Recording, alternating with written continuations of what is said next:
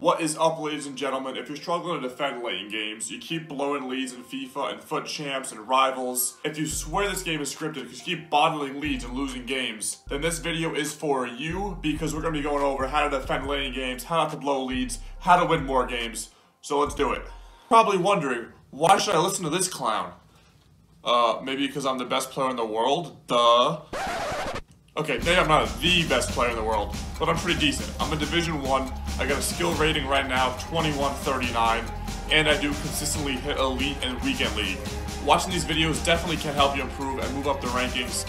So if you're looking to improve in FIFA, move up the rankings, start playing better, you're in the right place.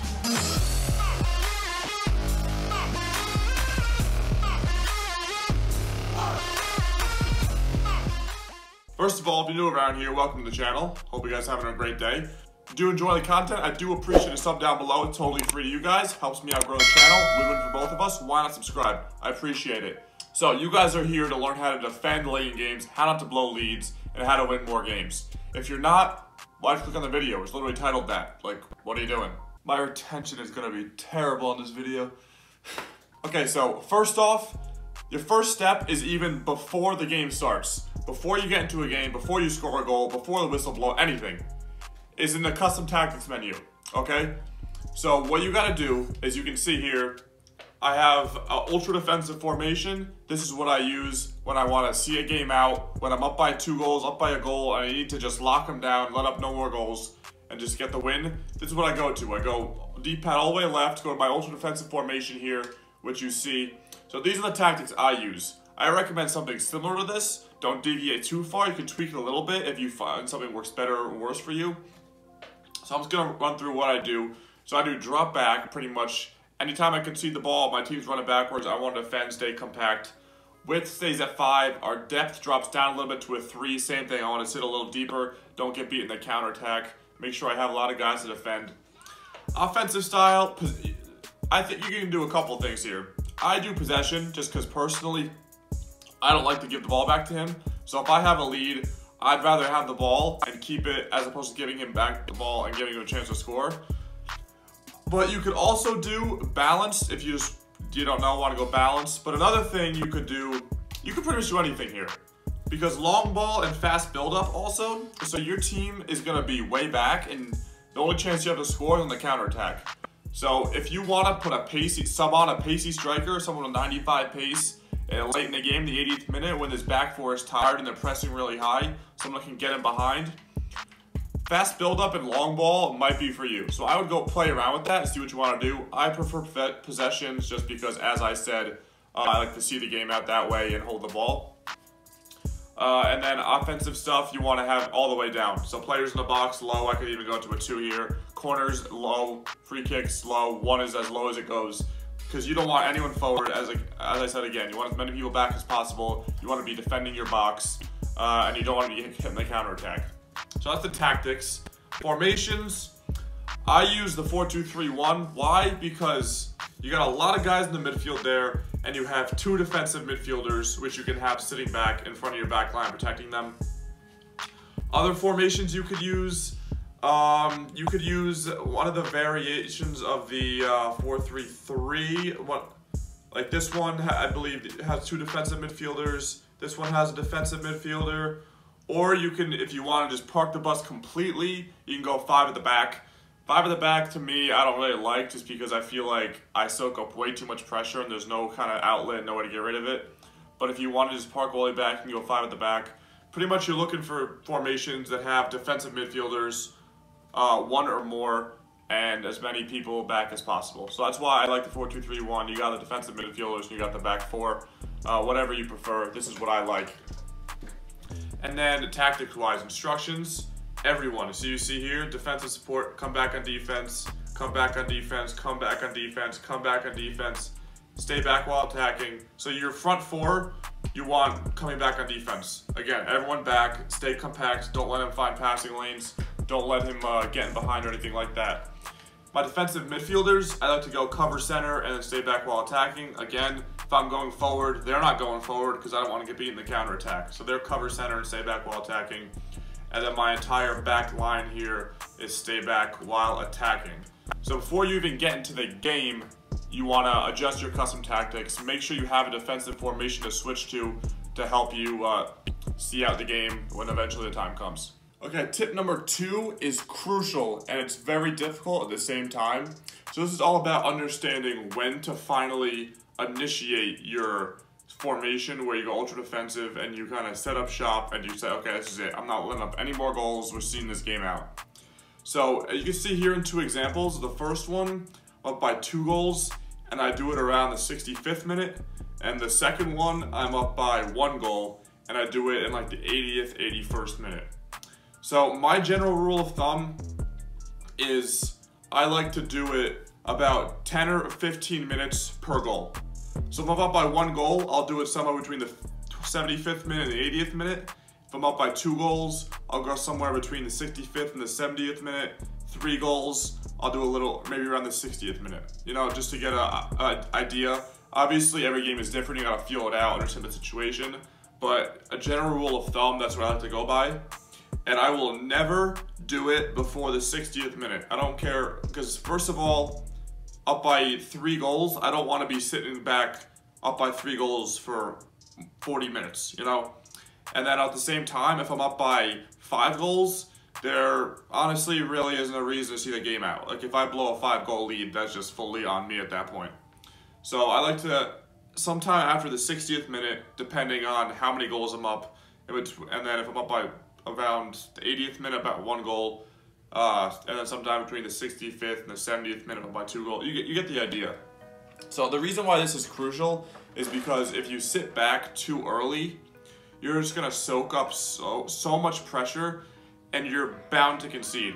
So for example, if you're up by 1 goal, and you sit back, start in the 50th minute. So you're trying to go between the 50th minute and the 90th minute. That's 40 minutes without conceding a goal and without attacking.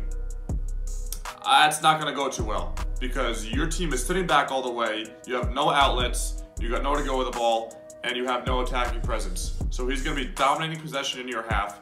Your team is gonna be soaking up so much pressure. There's bound to be a time where your defense just slips for that half a second and he has a lane in on goal. When you're soaking up that much pressure for the long amounts of time like that, you're bound to make a little mistake and the opponent's bound to take advantage. So you gotta find the balance where it's not too late, where you're switching in the 90th minute and it's too late at that point, you've already scored a goal, and you're not switching in the 50th minute because then it's too early and your team is bound to concede a goal. So as I said, general rule of thumb, 10 to 15 minutes per goal. Find that balance that works for you, but every game is different, so you want to feel out the game, how it's being played, what the tempo is, things like that. Next up, we have, it's kind of a very general one, but it's mainly 2 big examples we'll get into. So not giving the ball away for free to the opponent, and especially not giving it away in dangerous areas. So the first aspect of this is throw-ins. So often, people in this game are careless with their throw-ins, and some of it is because you're trying to skip the animation, you want to get it going, you accidentally click A too many times, he throws into accident. I get that. But you want to be very careful with throw-ins, especially in your half late in the game. Because if you give him the ball, then he's got a chance on goal automatically off of your throw-in, which you're supposed to keep possession. So be very careful on your throw-ins. This seems very simple, but so many people mess this up and it leads to goals. So just be careful on your throw-in, take that extra half a second, make sure that guy's open, and make sure you can use the stick to control the guy, run around, find an open space. Just make sure you don't throw the ball to the opponent on a throw-in. And the next part of this, not giving it away, is clearing the ball. Very few people clear the ball in this game, and late in games, you need to. So if you don't know, clearing the ball, you just press it. A lot of people think you just hold down X or square on PlayStation. I have a Xbox, so if I refer to the Xbox buttons, that's why. So a lot of people just think you hold down X to just kick it as far as you can. No, because first of all, they don't kick it that far. And second of all, your guy is gonna have a high leg kick and a long windup, and that gives your opponent a chance to steal the ball. It takes them, if you hold down X all the way, it takes them a half a second to a second to actually kick the ball, which gives your opponent that time to dispossess you and steal it. So what you want to do is you want to click B on Xbox, circle on PlayStation. What this does, it just instantly kicks the ball as far away, whether it's out of bounds, all the way up the field, something like that. So if you have the ball in the box and he's maybe putting pressure on you, don't force the pass in a dangerous position like that. Don't give the ball away, because that leads to sloppy goals, and sloppy goals are killer when you're trying to just rule out a game and just run it down the clock and things like that. So you can't let up sloppy goals, and one of the biggest ways to stop letting up sloppy goals is by just clearing the ball. If you're in a dangerous situation, you're not comfortable, you're in your own half, you win the ball back, just press B, clear the ball, your guy will get rid of it, there's no threat on your goal, and your lead will be a lot more safe. You'll see more games that way. Next up is understanding when to go forward and understanding when to slow down and kind of keep possession. When you're trying to see a game out and defend a late lead, you'd really need to understand and pick your times to go forward, as opposed to cut your times just to cool down, let things settle, and then move.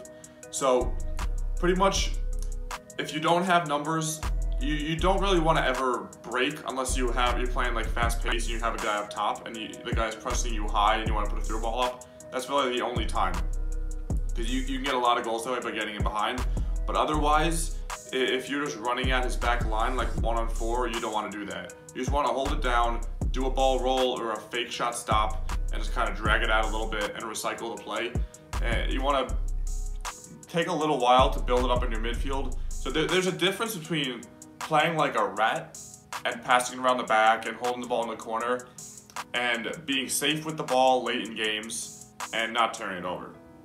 So you can still go forward, but you want to have a slower build up, and you want to kind of pass around your midfield, play safer passes, and pick your times to go forward. Not play as many long passes, playing more short passes, safer passes, keep possession, as opposed to looking for those long balls in behind and turning the ball over. Because at the end of the day, if you have the ball, your opponent can't score. So you want to be on the ball for as long as you can without him getting on the ball. Because first of all, he can't score if you have the ball. Second of all, you have a chance to score if you have the ball. And if you're up by 1 goal, that second goal could just about put the game away. So, and then also lastly, if you have the ball, you're kind of relieving pressure from the back. So as I mentioned before, if your back line will soak up a lot of pressure if you do go ultra defensive too early, so you want to be careful with that. And just having time on the ball with your midfielders and forwards and passing it around is a great way to relieve pressure on your back line and your goal. It kind of relieves you, de-stresses you, lets you calm down a little bit, lets your players calm down. And it's, as I said, if he doesn't have the ball, he can't score, which means you're going to win. Last little bit of advice for you guys about how to finally see out your game and stop blowing late leads is take tactical fouls. People never do this in FIFA, and it is crucial to soccer in real life. You see people all the time taking tactical fouls to stop a break, or if the guy's in behind, just taking him out and just try to stop or prevent a goal. So there is absolutely nothing wrong if you're up by 1 or 2 goals with taking an intentional yellow card to stop him from scoring a goal. That is I will trade a yellow card for him not scoring any day of the week if I have a lead, especially late in the game. So pretty much if somehow you drop back, but still you manage to get beaten behind, and you can notice it quickly, like you're in the midfield and you have a slow center back like Laporte and Mbappe is going up against him, and you're like, oh, there's no way Laporte is going to catch Mbappe. Like Mbappe is just going to run him out of the stadium. There's nothing wrong with just pressing X and slide tackle and taking Mbappe out. The ref's going to give you a yellow card, but in this situation, he would have scored. He would have been in behind 1-1 to keep with Mbappe. You will trade that situation for a yellow card any day of the week. People never do this in FIFA. I recently started doing this, and it cuts my opponent's chances in half, because anytime he has a significant chance, if you just foul him, there's absolutely nothing wrong with that. And even if in the right situation, you might even trade a red card for not conceding that chance. Like if it's the 89th minute and you are up by 1 goal and he's in on goal, honestly, I'm taking the red card over conceding that goal and going extra time. That's just me personally. And this happened in, I think, a Real Madrid game a couple years ago where one of the defenders, it was late in the game, and he took a red card, took the guy out, got a free kick, and Real Madrid held onto the lead and went on to win the game. So there's absolutely nothing wrong with that. People do it in real life all the time, and it's not utilized enough in FIFA. You'll definitely concede less goals, and especially if you have a lead, best way to preserve it is not to give up chances. Just take the guy out, hit him with a slide tackle. What? Nothing's gonna happen. You'll get a yellow card. In a rare situation, you'll get a red card, but I promise you, it will be worth it in the long run. You'll concede a lot less chances. Okay, so basically, I'm just gonna recap for you guys. If you're struggling to see out games late, you keep blowing late leads, you keep bottling games, should be winning more than you're losing. All you gotta do is 1, set your custom tactics, have an ultra defensive formation that you can switch to when the time is right. 2 is figuring out that right time, see how the game's going, see how many goals you're up by, and find that perfect time to switch to your ultra defensive formation, see the game out. 3, have no shame in clearing the ball, man. No shame in clearing it, just press B, get it out of your box. 4, pick your times to go forward. Don't surrender possession. At the end of the day, possession is your friend, and the clock winding down benefits you and only you. If you're in possession, it's going to frustrate him, and you're going to win more games. And then the last one was, I think, did I leave one out? I don't even know. But the last one was, there's no shame in taking a tactical foul, man. If he's running through on goal, slide tackle him, take him out. If he's got the ball in the midfield and you want to stop a break, nothing wrong with putting in a hard challenge, getting a yellow card to stop him from getting a chance. So that's going to be it, guys. I really do appreciate it. If you're new around here, I do appreciate a subscription. It really does help me out. Anyway, guys, I will see you in the next one. Love you guys. Bye.